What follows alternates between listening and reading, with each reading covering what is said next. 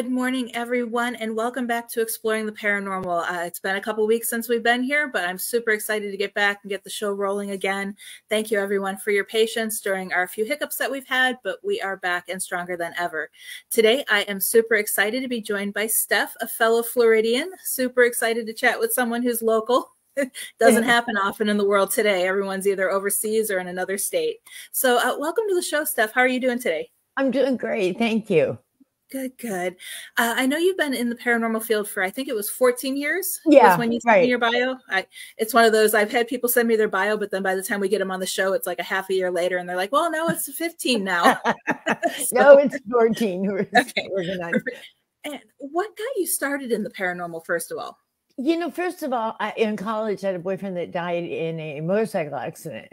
And for 3 nights afterwards, there was, a kind of ectoplasm standing right in front of the bed. And every time I move, it moved right in front of me, so I couldn't get up. That happened for 3 nights until the funeral, and then no more. So I kind of raised my kids, and I kind of went out and reinvented myself, so to speak. And that's interesting because everybody usually has the same type of experience. They're like, they were never interested in the paranormal until they had a personal experience. And then now now they're like full blown in it and love doing what they do. Right. Exactly. I wouldn't do anything else. And I know you had mentioned you started your journey in Texas. Yes. So the one question I want to ask, because I know the difference between paranormal spots in Nevada and Florida, what have you noticed is different between the paranormal from Texas to Florida? There's to me, there's a lot more in Florida. Especially like in St. Augustine, there's tons more. I did, to be honest, I did mostly clients when I was down there. So, I mean, before the pandemic, it was mostly spirit haunts. Then the pandemic started, and all I was getting was demonic and evil. Yeah, that seemed to happen a lot right after the pandemic started. Right. So with dealing with the demonic and evil, I know you really can't share client information, and I don't want you to, but what would you consider to be like the worst case that you've been on? A little girl that was possessed by a shadow person. No. Yeah, and then we got her. I worked with the father for 2.5 years. She was clean, but then you could look over at the little brother and tell he had an attachment too. But it's one of those scenarios that he would have literally lost it. He was 10 years old. He was catatonic watching what happened to his sister, so we couldn't do anything for him. Oh, it's so sad, and it's harder when there's kids involved. Absolutely. It makes it really hard. So now that we're on the demonic topic, I love because a lot of people think that everything's demonic. And so I like to talk to people who deal with it because, of course, I mean, you do most of the cases. So for the everyday person, about maybe 5 or 10% of their cases end up demonic. But someone who deals with that every day, I know a majority of your cases are that way. Exactly. How do you go about first? I don't really want to use the word diagnosing, but determining if it's a demonic case, how to handle it. And do you bring in any religious support with that? I do. Remember when I was working with a father for 2.5 years in Texas. Right now, I'm currently studying to be an exorcist myself. Okay. So I'll be one in January. And how I go about it is you can just, to me, it's just a look, a feel, a gut instinct is what I call it. So. Okay. And what kind of signs do people show that might have it? Because, that you have the typical, what is it, 7 steps: possession, obsession, repression, the different steps. What are some signs that, if, say, someone in your family is exhibiting strange behavior, how would one determine if that might be? The biggest thing is, when Father taught me this, get Palo Santo and do it around them, counterclockwise. Let's get out the negative, and they'll react. If there's something in there, they'll react. He used to also bless grape juice and give them the grape juice. And if there was a demon, it came out. Okay. And that's interesting. Yeah, it isn't. I guess hell is cold too, from what I understand. I had 3 or 4 people that came out and never knew each other, different parts of the state. And they all came out when the demon was out and said that they were back there. Demons were watching them with fire, and it was cold. Huh. Yeah. Yeah, it's definitely everything you've said so far I've never heard before as far as demonic. So that's kind of interesting. It kind of opens my eyes because I use Palo Santo for almost everything, Right. along with cascarilla. Okay, I use frankincense and myrrh too. Okay. Yep. Yeah. But yeah, Palo Santo, I never even thought of using that for demonic cases. That's interesting. Yeah. That's different take on it because you usually hear, the typical holy water crosses. Right. Anything right, blessed. Oil. And does the Palo Santo need to be blessed? No. No. Okay. Not necessarily. Okay. So I've had cases where they put the sign across with oil and then they'll say it's burning. Okay. That's another good sign. Okay. Yeah, that's interesting. Yeah. Mike. Hello, Mike. Welcome to the show. He's saying hello. Hi. And if you guys have any questions, feel free to ask. We're just kind of chit-chatting back and forth. We can answer any questions you have about the paranormal. And like I say every week, if we don't know the answer, we'll definitely have the resources to get the answer for you between the two of us. Absolutely. So since you've moved to Florida, have you done any client cases or are you just mostly working on studying? I'm right now working on studying. I have my name out there, but it's kind of slow getting going again. Yeah. I'm finding so. Yeah, it's challenging here in Florida. We're just doing fun investigations right now, things like that. Okay, cool. So any plans for the future when it comes to your paranormal research that you can share? Because I know everybody's like, oh, I can't share those details yet. Yeah, definitely The Exorcist. I find that people get taken advantage of when they are demonic. I know somebody that actually charges $3,500 to have them come over. And it takes care of travel. That's a lot of people don't have that kind of money. Right. Yeah. So, what do you do? And I want to be available to help them. Right. And it's sad too, because we had a case in Vegas just before we moved. And this poor elderly woman, she was 75 years old. We had no signs that she was haunted because we did several investigations of her home, myself and my team, plus other people that I knew went in and did investigations. And there was no activity that we were getting. Right. And, we tried to explain to her, it doesn't mean you're not getting, all that stuff. But she had gone to a local priest or a pastor in the area, and he charged her $1,000 every time he came to her house to talk to her. Oh my gosh, a priest? Right. And I'm just sitting there, I'm like, I go, what church is he with? And she's like, oh, he's not a church, he's an independent. And I'm like, oh my God, I felt so bad for her. That is bad. I know. Call a church. Exactly. Did she eventually get rid of it? No, from what I understand, she's still trying to find someone to help her. But I've stepped away from client cases because of that case. Because here I am, we were in the middle of a move at the time, but I was still helping her and sending people to help her. And she's on the phone with me crying that she's not crazy. And it's like, I'm not telling you you're crazy. I'm just telling you, we have no proof that there's paranormal activity. Right. We've cleansed your house like 10 different ways and you're still having activity. So it's something more, go see your psychiatrist, go see, a priest at a local church. And, she just wouldn't take our steps to help her further. And she ended up reaching out to another team who confirmed it was a demonic attachment. Right. And she hasn't reached out to us since. So the problem with the Catholic Church will only take care of the Catholics, I found out. And it takes a long time to get through that red tape, like about 5 years. So if she can find, like the priest I work with was independent and he was just awesome. So he's retired. So but poor thing. Yeah, it's tough, especially with so many independent ones out there. You don't know which one is legitimate and which ones are just saying they're independent. Absolutely. To take advantage of the people. And that's the tough call. Yeah, absolutely. I find that, and this is just my take on it, but the priests, the Catholic priests, have somewhat of an edge over the other ministers. I don't know what it is, but I just watched Father work and I was astounded. Right. Yeah. So what would you recommend someone do if they're thinking they have a demonic attachment or any type of paranormal activity to get help? First of all, I go get a mental clearance because people are going to ask you for that, and physical clearance. Once you've got that, then you need to reach out to Demonologists, an exorcist, somebody that can take, or even a team that can take that attachment off. Mm-hmm. You know, yeah, and that's the tough call is, you know, finding how do you know, because like we were talking about so many, you know, how do you find a reputable team? And that's one thing, because I'm all about educating the public now in the aspect of, you know, finding the right team either to join or to get help from. Right. So what are your suggestions for someone to find out if the team they're reaching out to is legitimate or not? I question them. And then, you know, have them come over for a sit down, talk to them. I had one demonic case that literally went on for 2 years.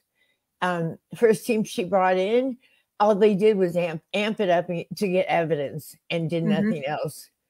Yep. So, you know, bring them in for a sit down, body language and their face. You can tell a lot by that. Right. Yeah, exactly. Because I have so many people still coming to me today, and I have reputable teams that I'll send them to if I know where they're at. Right. But they're like, you know, hey, I was, you know, in contact with team X, Y, and Z, and they came to my house. They did an investigation. They aired the entire investigation on YouTube and then left, and I haven't heard from them since. Gosh. It's bad. And it's like that's like almost a weekly occurrence that I'm getting people messaging me about, you know, people doing an investigation and not even coming back to them, giving them their, you know, input. So they're more interested in the TV show than anything else. Right. You know? And it's I mean, I don't want to say it's hysterical, but it's sad. It is sad in a funny way because it's weird. I mean, I even see people in some of the Facebook groups. They'll post, you know, hey, we're a paranormal team. We'll come to your house. If you have paranormal activity, we'll do an investigation and we'll let you know what you have.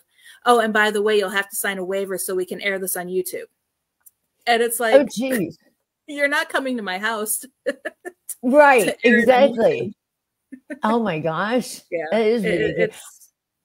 And then you wonder, a lot of them are fly by night. They just start and then they go out and they have no idea. They go in acting like, I'm sorry, but Zach Bagans and antagonizing them pretty much. Yeah. So, and the sad thing is, you know, I've talked about Zach quite a bit on a lot of my shows, and he knows, I think he really does know that he's done wrong, because you can see a change in his shows now. Yeah. I haven't watched him recently. Maybe I should. Yeah. He's changed, because I was on the Lake of Death show, even though it was done virtually. Yeah. But just watching that show, and you can see he's changed how he investigates. He still talks about the demonic. Right. Yeah. But he's changed just a little bit. So I think he might have learned his lesson since the Demon House. Yeah, that's good for him. I've heard, and this is just a rumor, that he's had a lot of exorcisms done on himself. Yeah. That would scare me. Yeah, I know. Into doing it right. Right. But yeah, good for him for jumping back into the field and trying to get answers. Absolutely. He just needs to change his approach. Absolutely. Yeah. He sets an example, especially for the younger kids. Yeah. And that's what's so important. Yeah. And that's also what I'm trying to teach people is you can get, even if it's demonic, you can get so much more out of it by being nice. Right. Because, you know, I've noticed the negative entities, if they see you being nice, they're going to want to know why. You know, why is this person being nice? You know? No, absolutely. Definitely. And they'll come out of the woodwork and, you know, try to make you not be so nice. Right, they will. I've got so many EVPs. They're not nice, even though I'm nice. They're not being nice. Right. Yep. And it's scary. You got to protect before you go in. And a lot of these kids don't do that, and they're walking out with attachments, I think. Yep. Yeah. I think most people that we're now taking care of are new investigators who didn't know better, and now they're clients. Yeah. Oh, yeah. Now that's scary. They probably won't continue on with that. Yeah. Or, I mean, and this is always a hot topic. They come from an investigation. They have an attachment. They realize they're having activity in their home, and then they decide to investigate their own home. What are your thoughts on that? That's a bad idea. Real bad. 100%. Don't ever investigate yourself. You're just going to bring up more activity. Right. I mean, it's hysterical because we, when we were hosting events in Vegas, we ordered a spirit box. Right. And it was just for the event because, you know, people want instant satisfaction when you're at, you know, a public event. So we ordered it to use during the event. But my son's like, I wonder if it works. And I'm like, don't turn it on in this house. Yeah. Oh, absolutely. No way. We went to a local park and tested it. I know like, that doesn't get my husband makes me do everything outside. I mean, outside on the driveway. He's scared. He says, Juju coming into the house. right. So I honor that. Yeah, going back to protection, what do you use and what do you recommend people do to help protect themselves before going on a paranormal investigation? I use a prayer to St. Michael's. I pray to St. Michael to bring light down from the heavens, totally encompass me, and close it with Jesus's blood. And then the armor of God. I use that as well. Okay. Afterwards, I do the frankincense and myrrh or the Palo Santo, all of us, including the cars. Yep. So. Yep. Yeah. And do you do anything in your home to keep spirits out? Because I know I have a grid of crystals and herbs all over the place. No, I do too, definitely. And I do cleanse about once a month. You can tell when it gets really negative in here. Yeah. So luckily, I haven't had anything come home with me. You know, I've been very lucky with that. Good. Yeah. I had one spirit follow me home, and it was an angry one, and he was mad he couldn't get in. He punched our front door. Oh my God. and I looked at the peephole, and I'm like, I would have seen him running away, and there was nobody. So and it was one of those, it was not a demonic, but it was a negative entity that was there. Right. And he wasn't happy. He couldn't get into my house. I bet. Yeah. Because when they die, they have the same personalities. They've got free will. They've got everything. So if he's, you know, angry, he's still going to remain angry. Did you come back, or was that it? That was it. That was it. Okay. You know, it was interesting because during the investigation, I was physically attacked. One of our investigators was scratched, and another one of our lead investigator, he had a time slip. Yeah. Where he lost all track of time. But during that time, his eyes turned solid black. That's and I'm sitting here, I'm like, crap, what am I, this guy's bigger than I am. Right. What am I going to do? But he snapped out of it probably, I think it was about 30 seconds, because I was counting in my head. I'm like, if I get to 60, I'm trying to get him out of here. 30 seconds, right? Yeah. So, but yeah, and he snapped out of it before that time. So, and he's like, wait, he didn't even know he was on the investigation with us. Oh my gosh. And we'd already been there 2 hours. Oh, geez. Yeah. Yeah, I've been attacked once, and believe it or not, this was in Texas. I was in Florida on the beach. Flies.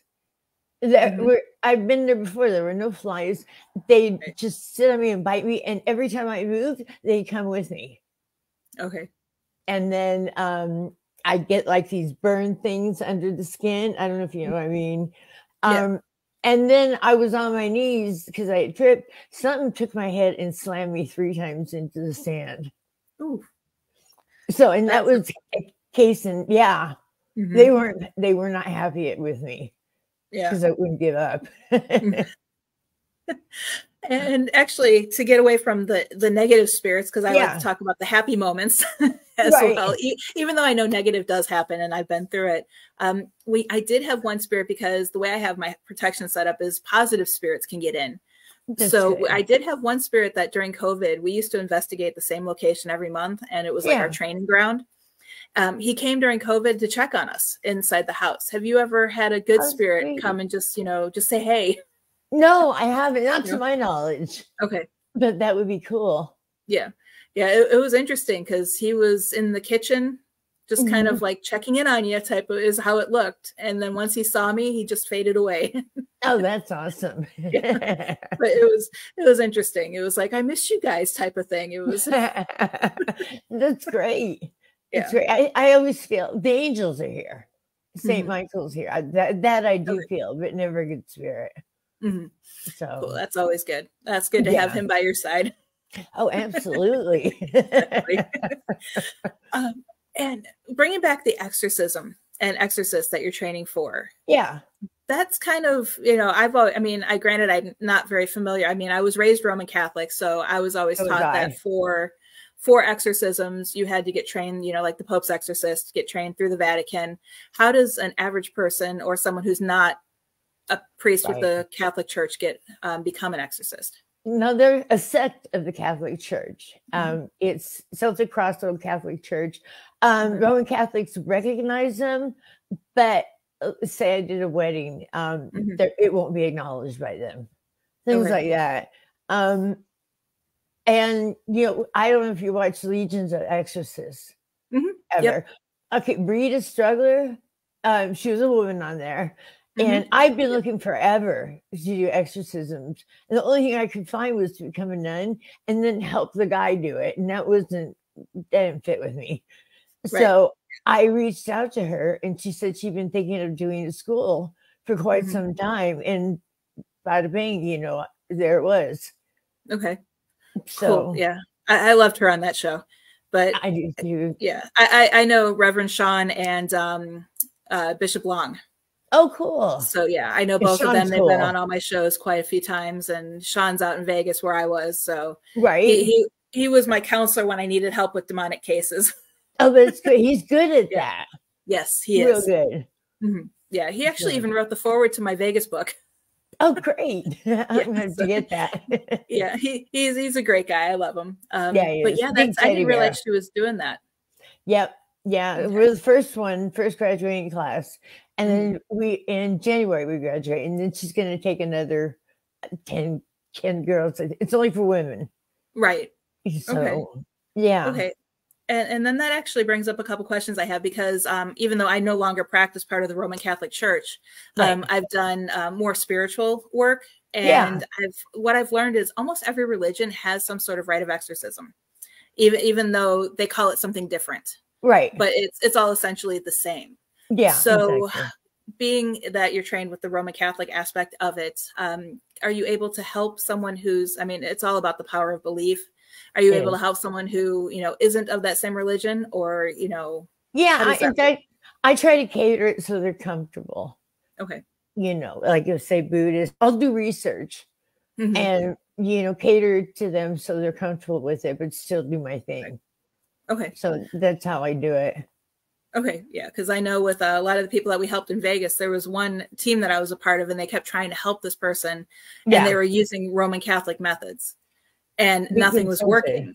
Right. And, so here I am, I finally come out of the box saying, hey, I practice, magic, witchcraft, and I can help her with all of that stuff. Right. And they're like, oh, wow. And the minute I walked in, it was like, oh, this worked. And it's like, you can't use, it's like, I couldn't go into a Roman Catholic's home and, use the cascaria and right. Exactly. Go ahead. Sorry. The clients, they have to believe in it in order to get the entity out. That's the biggest thing. They have to work. We're just teaching them kind of to empower them. Is what I call it. Yeah. And that's the hardest part. I call it self-possession. Yeah. Is an aspect that I've worked on researching a lot about is, as long as you're confident in what you're doing, nothing else can possess you. Absolutely. Because you're full. I don't really want to say full of yourself in the aspect of sounding cocky, but you're confident in your skills, and that helps, prevent the possession from actually happening. It does. It definitely. I mean, I'm working on a current case. It's over in Canada. And she channeled it without protection, and opened herself wide up. So now she's got demonics constantly. It's turned into an incubus type situation. There's so many there, I wouldn't even know which types. There's so many. So I'm trying to get her. She needs to be accountable for herself. Like she needs to show up for the appointments, things like that, simple things. Right. She doesn't do it. I told her there's no exorcism. Father just will not do it. He has his criteria. Right. Yeah. And that's the hard part, is when they don't, help themselves. Exactly. It's like, we can't help you if you don't, we give you homework for a reason. Right. Exactly. Yeah. And it's like, even when we work with kids, I always tell the kids that, if they believe their teddy bear will protect them, set that teddy bear up wherever they think the paranormal entity is coming from, and put all your trust in that, and, it'll help reduce it. And that actually works. Yeah, I believe it. Yeah. I believe it. Have you had many children that were possessed? No possessions. I've actually never done any demonic cases. Okay. It all turned out the one that we thought was demonic, Yeah. we had went in and I had worked with Reverend Sean in the background for that one, and it turned out that it was just an angry spirit. Okay. And what it was is, it was the spirit was angry that the daughter was using a Ouija board and dabbling with witchcraft. Oh, okay. Because it was, just from the EVPs that we captured and the activity that we had. Right. It was, the spirit was not angry because there was no activity until she started questioning and bringing home, different things from witchcraft, because she didn't know what she was doing. That's dangerous. And the entity was mad. Yeah. So, and that's when I offered to take the daughter under my wing, show her what I knew. And, but then they sold the house and we don't know what happened after that. I wonder if it left or still in there. It probably is still there. But, like we had one question, the devil card was missing from her tarot deck. Okay. So we had asked, did the daughter hide the devil card? Right. And we had one EVP of a male saying yes. And then a female like, no, like she was correcting him. Right. Like the guy spirit was trying to get the daughter in trouble. Oh my gosh. But the woman setting him straight, like, no. Right? That's hilarious. I had one of my team members, she's chatty Kathy. Mm-hmm. It went on and on and on. And when the EVPs I got, I said, will you just shut up? So they are kind of funny. Yeah, they are. Yep. We've had EVPs where the guy that I was investigating with in Vegas, F.U. Brent, with his name. And then when I would talk, they would be like, hi, honey. It's great. It's like, he doesn't want to talk to you. He wants to talk to me. Yeah, exactly. Exactly. I just sit there and reason with them if they're, just be nice and come and say, sir, we're going to have to basically kick you out. 9 times out of 10, they're going to do it. They're going to amp the energy down and, close it. So. Yeah, if they're not demonic or so super negative, right, they're gonna do what they can to stay, because they're comfortable. They're there for a reason. Absolutely, they're gonna, it's like we had a spirit in an apartment that we rented in Vero Beach, and it was an old farmer, because I would see him in the overalls, no t-shirt, no shirt underneath, and barefoot. Right. So it was an old former Orange Grove, and he would walk through the front door into my son's room. And I never felt negative or anything about that. And I just figured it was residual energy because it was, the same motion. Same thing over and over. And I would get cigar smoke in the house. Oh. And nobody around us. I would go outside to make sure nobody was smoking. And I'd come back in the house. And I don't know why I called him George, but I did. Yeah. I would be like, dang it, George, I don't allow smoking in the house. And it instantly stopped. Not a slow fade away, but it was instant. That's awesome. He was a nice guy. And it's like, if you want to live here, you got to follow my rules. Exactly. And they know. I mean, as long as you talk nice to them. I mean, if you talk, like one day I hate to say it, I was in a bad mood. And I said the same things I said nice words, but I guess I said them kind of harsh. Mm-hmm. And got an EVP that said, gosh, she's mean. I got to change this here. What a meanie. No. I know, exactly. I thought I got to change this. I felt bad. So how are the exorcism classes going? They're going great. The only thing is that they figured out that it's a year-long class. Well, we're doing a year-long class in 6 months. So all the work instantly doubled up. But it's going great. We're learning a lot of things, and then so keeping you busy. Most definitely. Yeah. Without a doubt. Yeah. And are you looking forward to finally graduating from that? And what do you plan on using with those skills? I am. I plan the same thing. I plan on doing clients' homes. Okay. And one-stop shop, I guess, kind of thing. But yeah, that's my thing. Mm-hmm. So I'm going to continue that. Cool. And I noticed in your bio, you said that you also do cleansings. Yes. I know everybody's method of cleansing is different, because even people are like, you do what for cleansings when I tell them how I do it? Right. But how do you do cleansings? I put frankincense and myrrh in it, and then I swing it. Okay. Going counterclockwise, going to each room, and basically saying Our Father. I have the clients come with me because they're the ones that really got to kick it out. Right. Yep. You know. Okay. So yep. Yeah. So that's basically what I do. We go from back to front. Okay. Yep. And through the front kind of door. similar to how you sage. Yeah, exactly. Yeah. Exactly. Yeah. You know, what do you do? How do you do it? We do, of course, the saging in the home, but then I use cascarilla, which is the crushed eggshells. Yeah. And I'll turn it into a powder, and then I'll go through the home and we sprinkle it on the windowsills. We sprinkle it around the entire house, and then over every doorway on both sides of the doorway, depending on the religion, I'll use the cascarilla to draw a symbol. So, you know, if they're Catholic or Christian, we've done crosses. Right. And then if it's the crosses, then I have the client follow behind me and then seal that cascarilla cross with holy water. Okay. That makes sense. So, what do you do about mirrors? It all depends. I know the one case that we had, we really didn't do much about the mirrors, except for in one room during the investigation. We didn't even, and I should know better, we didn't even put two and two together, but the daughter had her dresser with the mirror and then a vanity with a mirror, and they were facing each other. Oh, geez. Okay. And during the investigation, the mirror started shaking. That's telling. Yeah. And so, I mean, other than that, we just told the homeowner, it's like, don't put the mirrors facing each other. Right. Exactly. I've had when they did that, you know, it stopped. Yeah. I've had people just take the mirror out. They don't want it anymore. Okay. But I usually put a cross of holy oil on each one, just to make sure. You know, just to cover all the bases.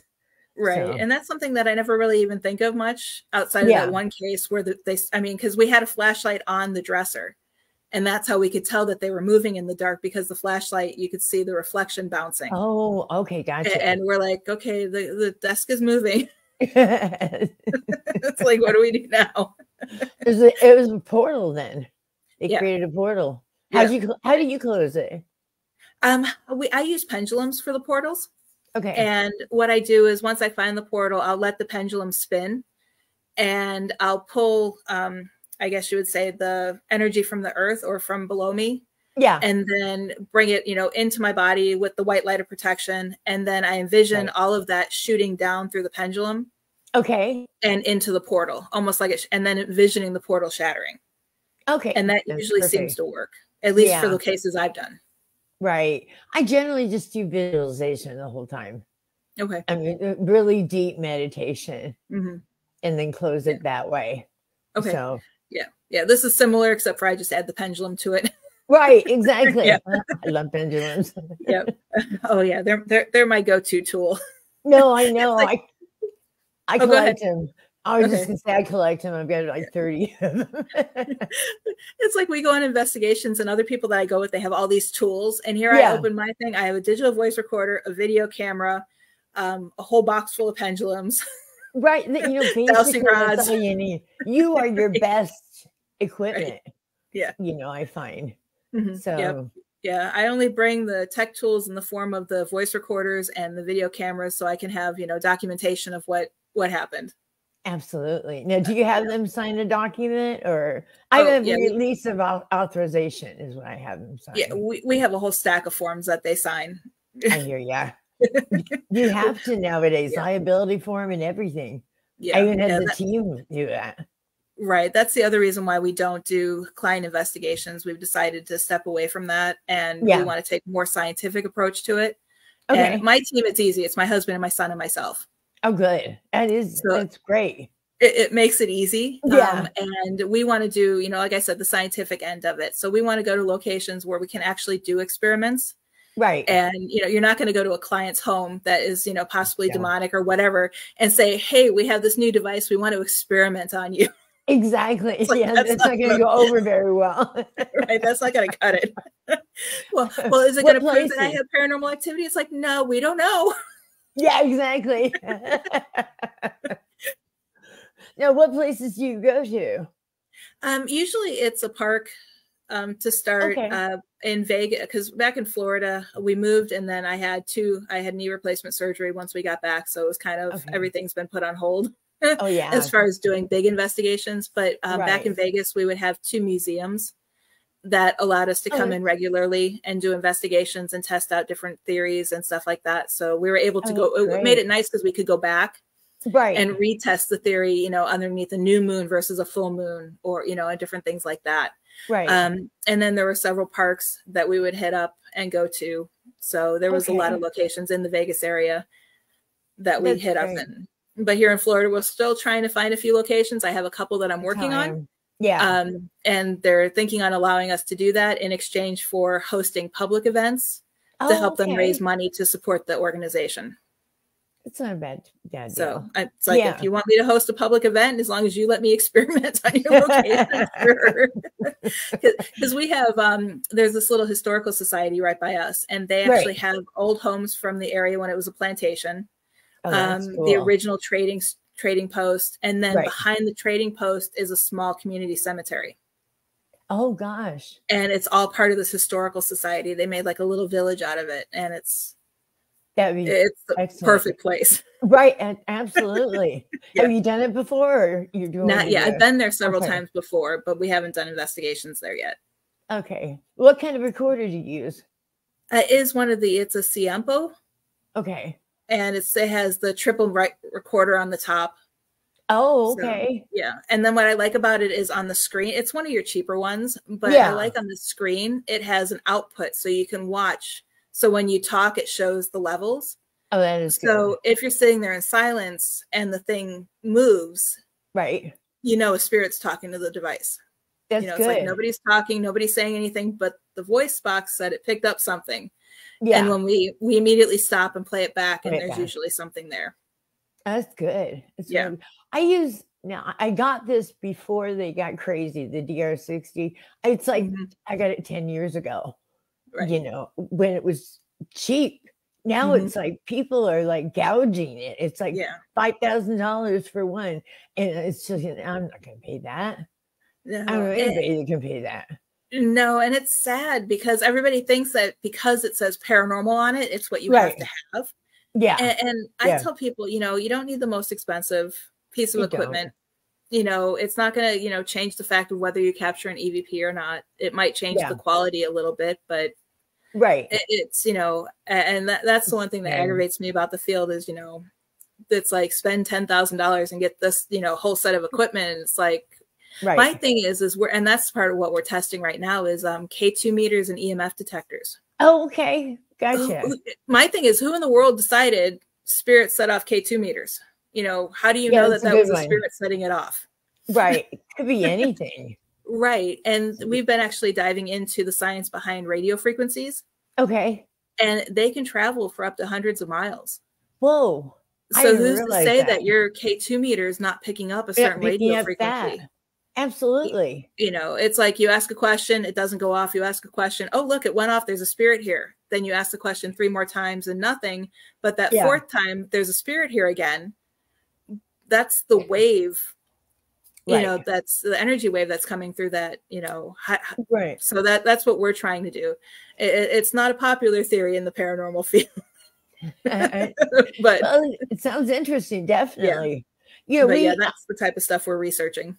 I've used it once. There was a spirit in the corner, and I did go over to him to prove it's with the SLS, and just waved it around and make sure, and it did go, surprisingly enough. So, for what it's worth, it's one of those. I'm not saying that it doesn't work; it might work, but it's like, you know, did they take into account?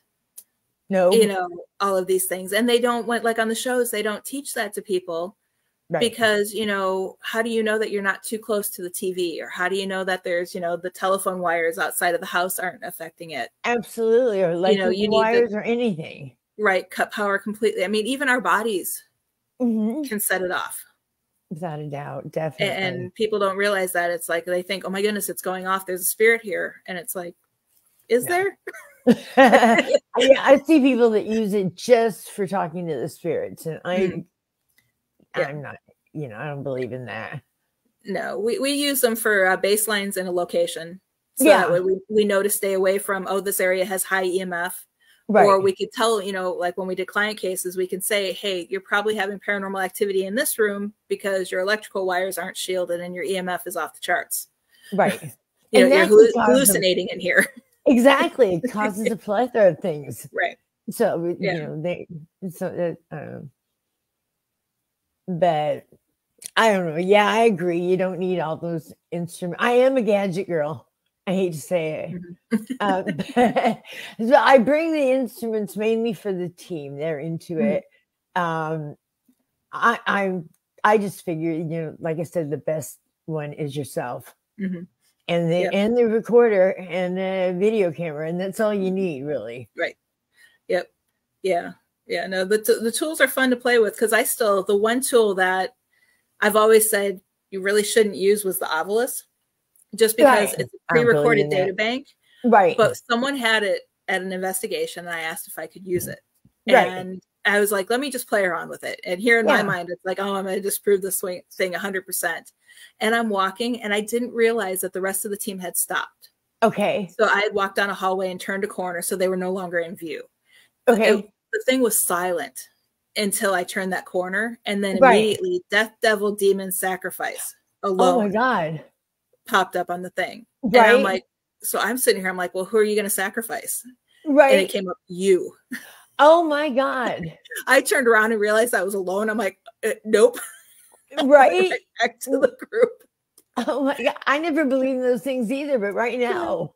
Right. And I'm like, look. It's like, oh, should I try it again? And I'm like, was it a fluke? Yeah. It could have been, but the fact that it answered my question. Right. It was like, it was all that. I mean, that's pretty good. Yeah. And that, we have it on digital, because I had the digital voice recorder with me at the same time. And I'm just like, I still can't believe that happened. And it's one of those things now I'm kicking myself for not staying and asking more questions. Yeah. Yeah. But you never know. I get kind of, Yeah. It was a cemetery or a park? Or? No, it was a museum. Oh, okay. Oh, they didn't want you there. Yeah. So then the rest of the group, when I went back and showed them the Ovilus, they all came running to the area and they started asking questions. There was nothing.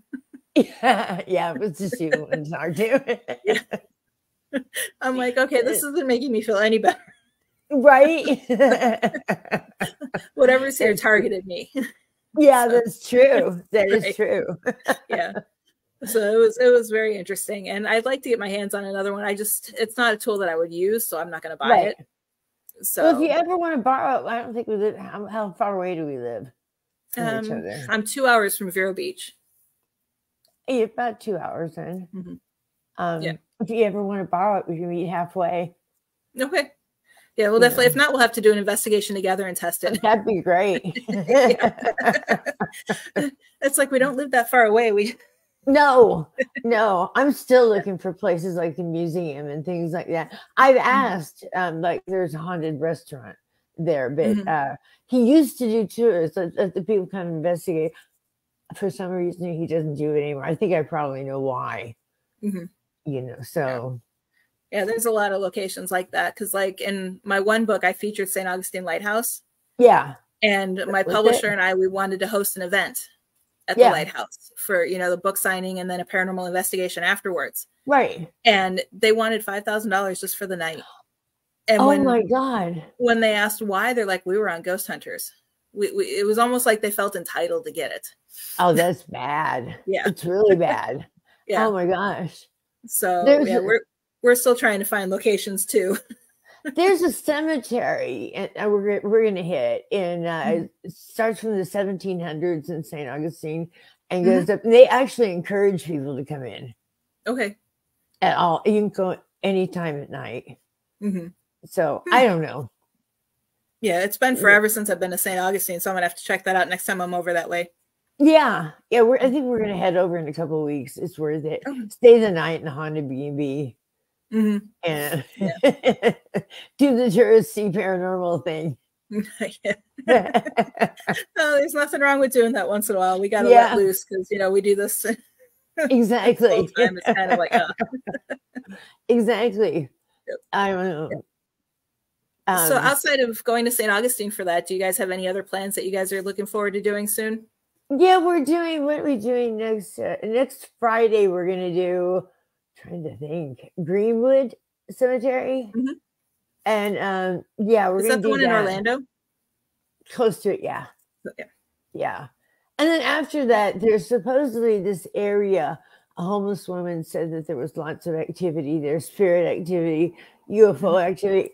I don't know, but we thought we'd go check it out. Okay, that sounds Deep in the cool. woods. Yeah. Mhm. Yeah. Yeah. Interesting. Mhm. Yeah, I know. I want to get down to the Florida Everglades because I've heard so many stories. Oh, that would be great. Yeah, That'd be because the awesome. Florida Everglades has it all: the skunk ape, Yeah. UFO, ghosts. Right. That would be great. Mhm. Yeah. Yeah. That's one of the locations on my bucket list. Yeah. How long is that? It's far away, isn't it? Like on the other side. It is. Well, Yeah. we're close to the northwestern part of the park. But from what I've heard, the best place to get to it is from like Miami area, where the paranormal activity occurs. It's not too far away. So, no. That'd be worth it. And I know we want to go to the Florida Keys, but that's a long drive from here. That's so we're going to take a boat from St. Petersburg. That's a good idea. Just charter a boat, or it's an hour boat ride. It's not bad. Yeah, it's really good. So, and they actually have boat tour companies that go daily to Key West. Oh, okay. I check into those because that's where I've always wanted to go too. Mm-hmm. Yeah. They leave in the morning to go to Key West, then they depart in the evening. So you could either get a one-way ticket and then spend the weekend in Key West and then get a one-way ticket back, right? Or just be back in time to come home that night. Yeah, I think we need the weekend. Mm-hmm. Oh yeah. I wouldn't want to go for one night. That's it. No. So. There's way too much to do Key West. Absolutely.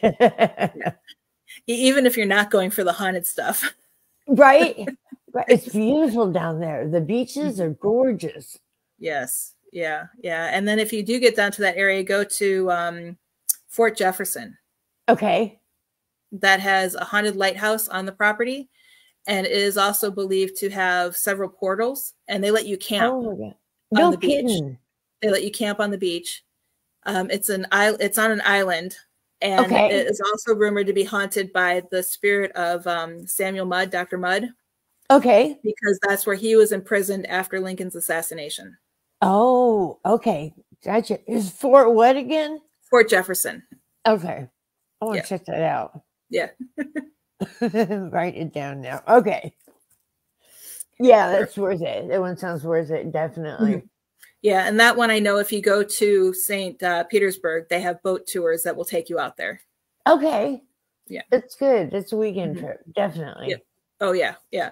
I'm not a camper, so I would just go for the day and come back home. But I know a lot of people do camping, and they take their camping gear and they let you camp right there on the grounds. Yeah, I'm not much of a camper either. I'm more of a hotel person, but I'll try it for a night. No, I won't. Nope. Yeah. I don't. My parents always used to joke that my idea of roughing it was staying at a Holiday Inn instead of a Ritz-Carlton. There you go. I'll do that hot wire thing, where it's 4 stars, but you don't know what the hotel is. Right. So I always do that. Mm-hmm. I mean, it's always something nice, so you can't lose. I haven't done that yet. I'm gonna have to try that.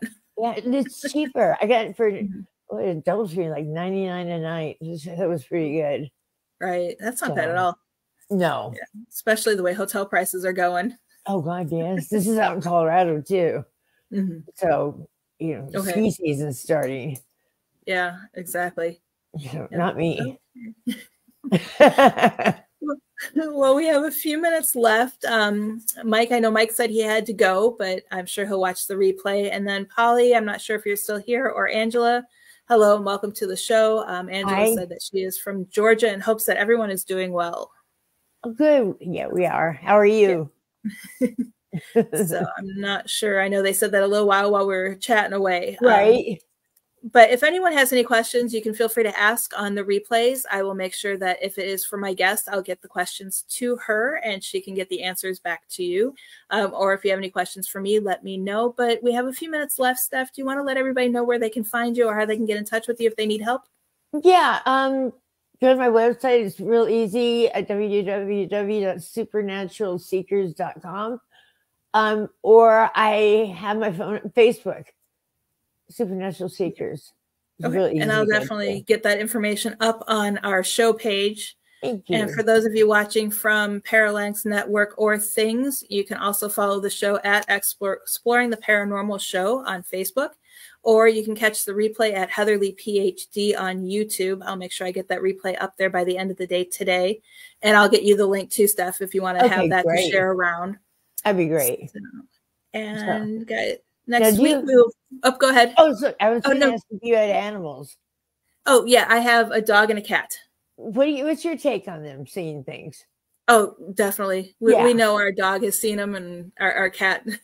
Yeah, they're extremely intuitive. Yep. Yeah, they you know, and they hear noises, of course, that we don't hear. Right. So, and I know the cat has heard a noise, and then when she's been staring at something, I'll look over there, and it's almost, I want to say it's almost like the heat rising off of a hot sidewalk kind of look. So like almost something was there but faded away. Right. When I started looking, but couldn't make out what it was. But yeah. Yeah, it's my dog. She just sits there and barks at nothing. Well, maybe it's some. Right. Something you can't see. Exactly. Yeah. Because with animals, you know, nobody's told them don't believe. Right. And I think that's the biggest problem, is that we're told not to believe in that stuff. Yeah, about 4 or 5. It's like, shh, don't say it. People think you're crazy. Right. And so it gets shut down with a lot of people. So it's a shame. It is. Yeah. That's why I'm actually working on a class for teaching kids about the paranormal. Oh, that's great. Yeah. It's really good. That'll help. Yeah. Kind of like a not make them afraid type of thing. Right. Offer tips on what to do if they think there's a monster under the bed type of thing. And then also to coach the parents and how to handle it. Right. Good parents don't know. Mm-hmm. They just flounder. Yeah. So that's wonderful. Yeah. So hopefully next year that'll be done and ready to go. Yeah, that's great. But anything else before we get going? We have 5 minutes left. I'm thinking. No, I can't think of any. Just if you need help in Florida, give me a call. Mm-hmm. Definitely. Yep. Yeah. And if anyone reaches out to me, I'll definitely put them in contact with you, because I have a team, but there's one in Vero Beach and then one in West Palm. Okay.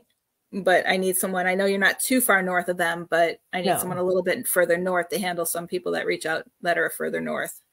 Okay. Well, how far away is it? We travel up to an hour and a half. Okay. Yeah. Away. I know. The other teams I work with are probably about an hour south of you, hour to an hour and a half south of you. Okay. So you'll be able to cover all the range that they want. Yeah, really. I finally had to stop an hour and a half. People were calling like 5 hours away, and it's like, I can't do that. No. Especially during the pandemic, I was doing it alone because no one wanted to jump in and help me. Mm-hmm. And I understand that. Right. Yeah. But it's sad when people need help, but sometimes you just, you gotta set up your own personal boundaries. Right. Yeah. Right. And like you said, well, you can tell if someone's not has a mental issue. Mm-hmm. It's very obvious. Right. To me anyways. To a lot of people, they just exhibit typical behavior. Right. Yeah. Especially once you've handled so many cases and you know how to pick up on that. Yeah, you can tell on the phone instantly. Right. So yeah.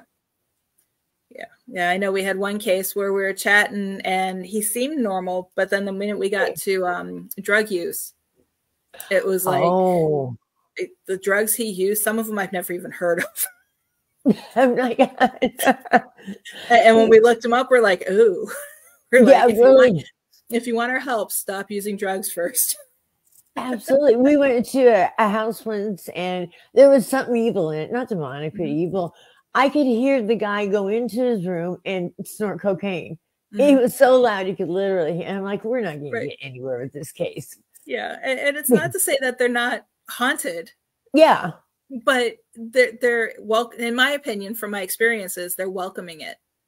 Exactly. No, because I the agree. negativity, you know, is attracted to the drug use, you know, and it's even attracted to people with mental, you know, problems. Right. Absolutely. Well, the daughter Mhm. dabbled. She had a Mhm. pentagram on her mirror in the room, so she was Mhm. dabbling without knowing what she was doing. Yeah. Learn what you're Yeah, doing so first is what I tell people. absolutely. Find someone to teach you. Right? It's so Yeah. true. Yeah, exactly. Well, thank you again. This has been a great conversation. That hour went Yeah, by thank quick, you. and we covered quite a bit too. Yeah, we did. We Exactly. did. I enjoyed it thoroughly. Thank you. Definitely. And I'll get your contact information up on my Facebook page as well. But next week, I will be joined by special guest Bruce Burnett. We'll be discussing the upcoming Tombstone Wild West Paracon. And then mark your calendars now for November 14th. Rich Valdez from Eli Roth Presents Legion of Exorcists will be on my show. So make sure you guys tune in for that. And if you can't ever watch the show live, you can always catch our YouTube channel as well. Again, thank you, Steph, for joining us. It was absolutely fantastic. And we will definitely have to be in contact so we can investigate together. Oh, without a doubt. That'd be awesome. Yeah. Perfect. And you guys all have a fabulous day. Talk to you later. Bye-bye.